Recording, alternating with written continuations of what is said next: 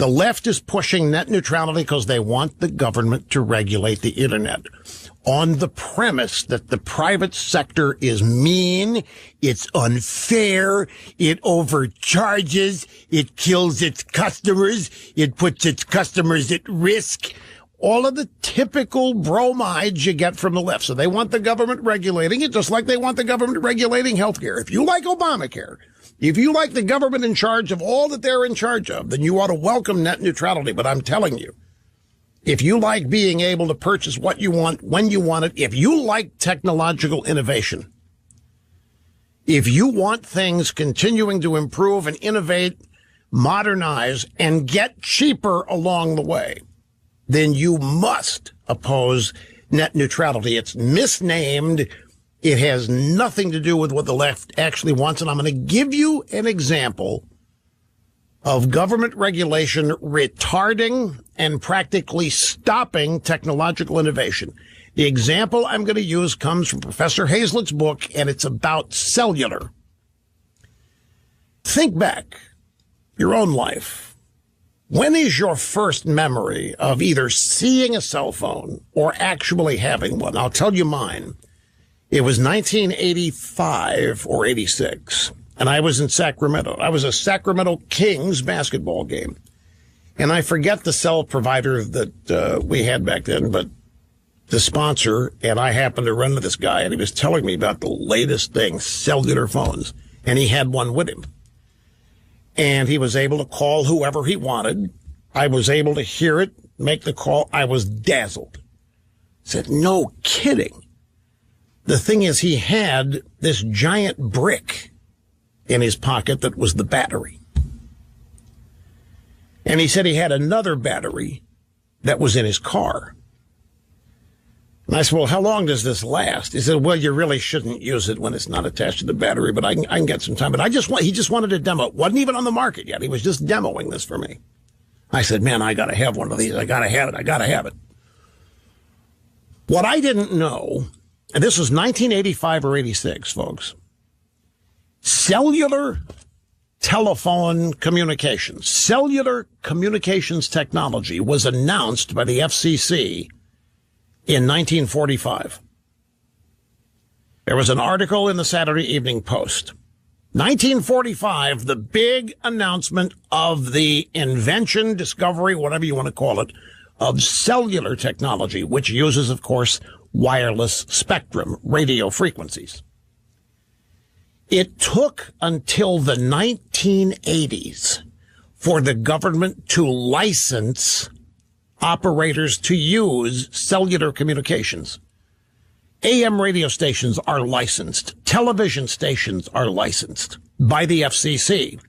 And the owners and operators of those stations have to pass every 5 or 10 years, I don't know what it is now, a license renewal exam, basically on how well they're serving the community and blah, blah. It's almost become pro forma now. But the point is, the government's in charge of it, licensing. So the inventors of cellular couldn't do anything with it until the government licensed it. And the minute it was discovered, all other forms of communication, particularly landline telephones, began pressuring the government and regulators to squash it.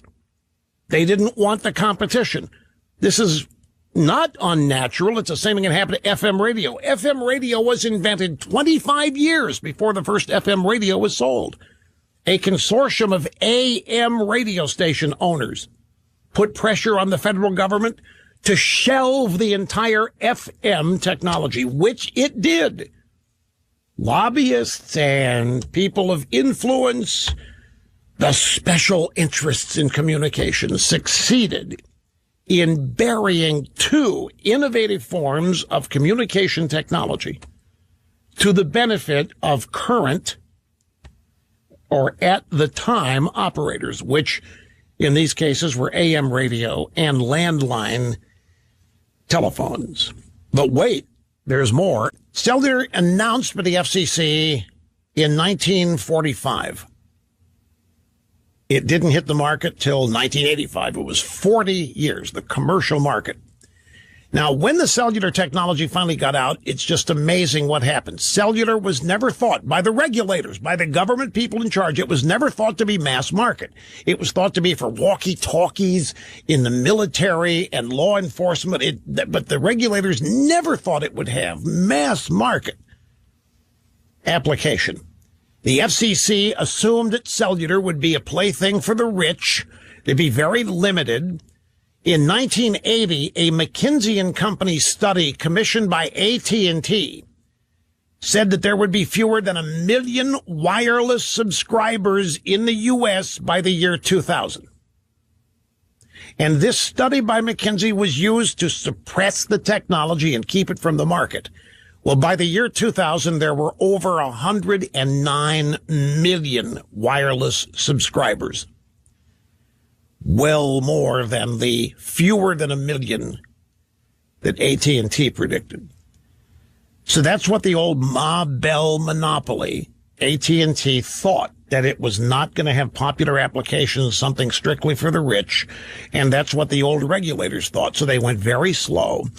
When this wireless technology was finally unleashed, it became obvious the market was far too complex for regulators to manage. At the same time, the regulators did not have the interest in managing cellular where people talk to one another. They wanted to control broadcasting, which is commercial, and where there is money changing hands, where one broadcasts and one listens. But with person-to-person communications, they didn't see any value in that.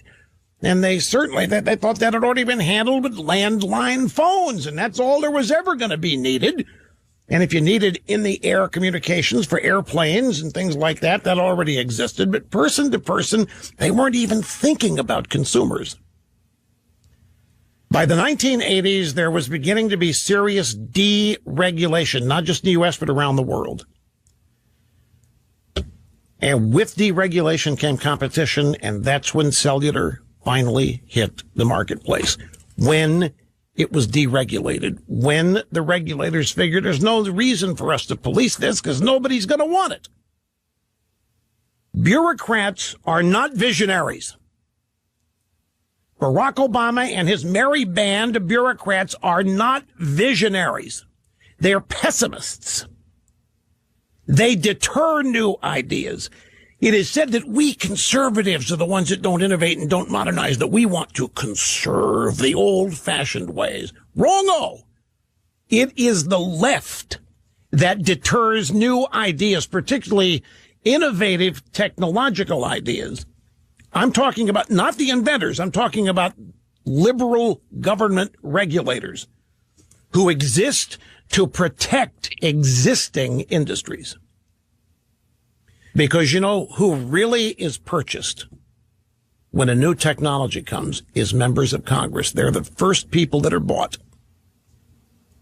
And if you want that to continue to grow, if you want Obamaism to be in charge of what you can and can't do and where you can and can't do it and how much you can or can't pay for it on the internet, then by all means, support net neutrality. But it isn't neutral.